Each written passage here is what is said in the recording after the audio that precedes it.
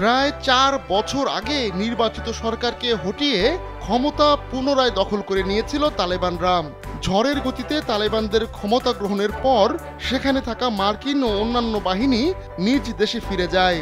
তখন পশ্চিমারা ধারণা করেছিল আবারও পিছিয়ে পড়বে আফগানিস্তান, কিন্তু তাদের ধারণা ভুল প্রমাণ করে আফগানরা দুর্বার গতিতে এগিয়ে যাচ্ছে। বিভিন্ন উন্নয়ন প্রজেক্ট হাতে নেওয়া, এমনকি বর্তমান প্রশাসনের অধীনেই শক্তিশালী হয়েছে আফগান মুদ্রা। নানা চড়াই উতরাই পেরিয়ে এতটা পথ পাড়ি দেওয়ার পর এবার রুশ প্রেসিডেন্ট ভ্লাদিমির পুতিনের কাছ থেকে সুখবর পেল তালেবানরা।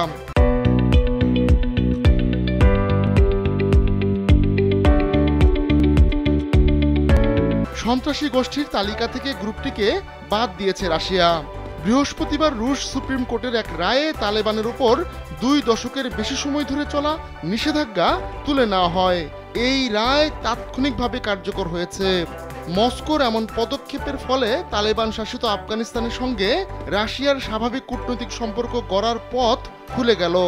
যদিও এখন পর্যন্ত তালেবান সরকারকে কোনো দেশই আনুষ্ঠানিক স্বীকৃতি দেয়নি, তবে রাশিয়া ধীরে ধীরে গোষ্ঠীটির সঙ্গে ঘনিষ্ঠতা বাড়াচ্ছে।